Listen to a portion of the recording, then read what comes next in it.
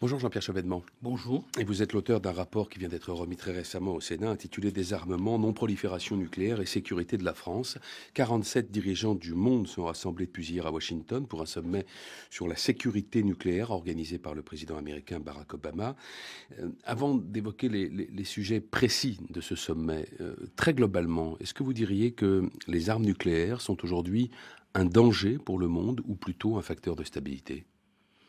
Les deux. Évidemment, il y en a encore trop. Nous vivons sur les stocks énormes accumulés pendant la guerre froide. Les États-Unis et la Russie concentrent encore 96% des têtes nucléaires disponibles dans le monde. 13 000 pour la Russie, 9 400 pour les États-Unis. Comparons avec la France, moins de 300. La Chine, vraisemblablement autour de 400.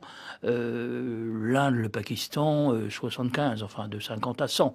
Donc il y a une disproportion, c'est un danger, mais en même temps, les États-Unis et la Russie sont engagés dans la voie d'une réduction progressive, modeste, car il faut rappeler que le dernier traité qu'on appelle New Start propose une baisse de 30%, qui a été signé la semaine dernière, propose une réduction de 30% des plafonds, de 2200 à 1550 têtes nucléaires déployées, mais laisse de côté tout ce qui n'est pas déployé. C'est-à-dire les stocks. C'est-à-dire les stocks, les armes nucléaires tactiques, dont les Russes, par exemple, disposent par milliers.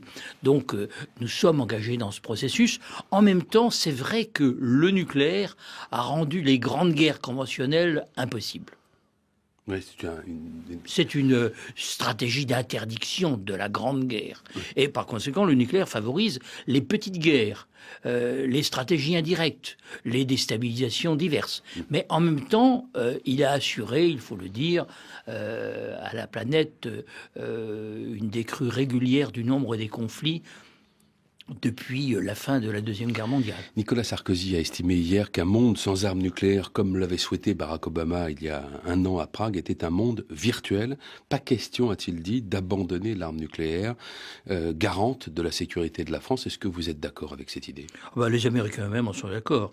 Dans le document c'est juste une posture, alors, le monde sans nucléaire. Review, ils disent clairement les conditions n'existent pas pour qu'on puisse se passer des armes nucléaires. C'est dit en toutes lettres. Et ils disent très clairement que les États-Unis conserveront des armes nucléaires tant qu'il y en aura. Ils prévoient des crédits importants pour moderniser leur infrastructure, c'est-à-dire leur laboratoire, construire 2 usines à Los Alamos et à Oak Ridge, qui correspondent aujourd'hui à des installations obsolètes.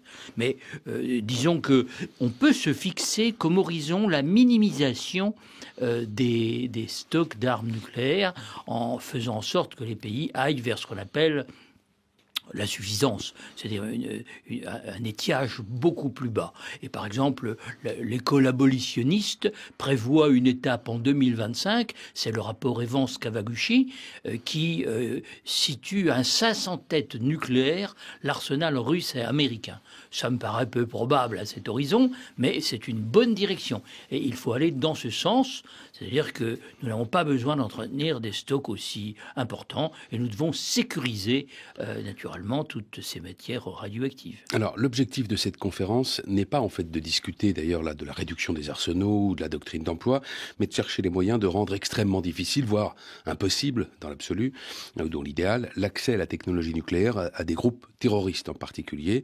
Est-ce que ce risque aujourd'hui est important ? Ce risque du vol d'une arme nucléaire est fréquemment évoqué par les Américains. Ou sinon du vol, de la vente. Ou de la vente, disons qu'on l'a beaucoup craint dans la période qui a suivi l'effondrement de l'Union soviétique. Ça ne s'est pas produit. Et on fait observer, enfin de bons experts font observer qu'il est extrêmement difficile de voler une arme nucléaire et de disposer des vecteurs qui permettent de l'acheminer. Ça ne paraît pas très probable. Ce qui paraît par contre plus inquiétant... Mais aller se fournir par exemple au Pakistan ou en Corée du Nord, ça c'est pas plus plausible ? Écoutez, ce que je sais de l'arsenal pakistanais est qu'il est sur la haute surveillance de l'armée pakistanaise. Les ogives, les têtes, les corps de fusées, de missiles, tout cela est séparé.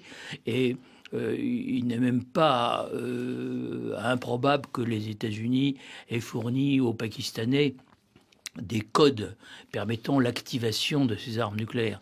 Donc je ne pense pas qu'il puisse y avoir un vol d'armes nucléaires au Pakistan. Le danger au Pakistan, c'est l'arrivée au pouvoir d'un gouvernement fondamentaliste. Ça, ce serait autre chose.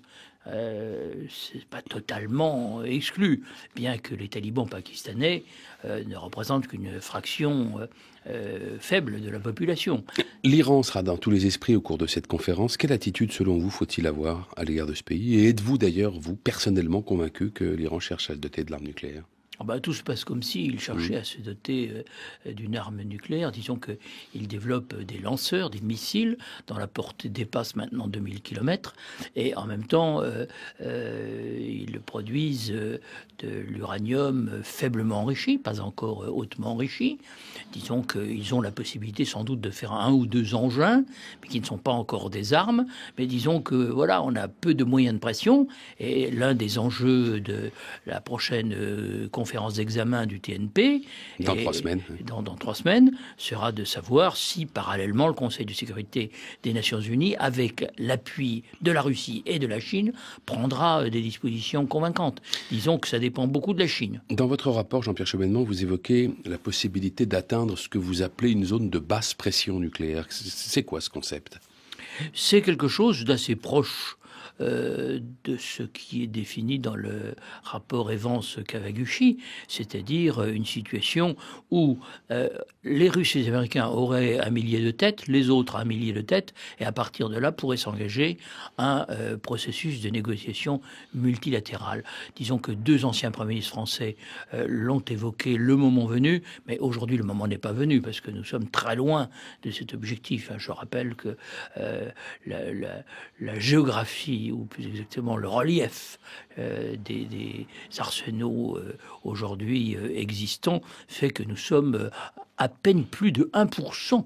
La France, à peine plus de 1% du total. Nous sommes calibrés à la stricte suffisance et nous avons fait des gestes extrêmement importants pour montrer notre bonne foi, notre résolution de tourner le dos au développement d'arsenaux nucléaires. Nous avons démantelé notre site d'expérimentation à Mururoa, ainsi que nos usines de production de matières fissiles nucléaires à Pierre-Latte et à Marcoule. Qui peut en dire autant? C'est ce que soulignait le président de la République hier dans une interview accordée à une chaîne américaine, disant que la France avait déjà fait beaucoup d'efforts.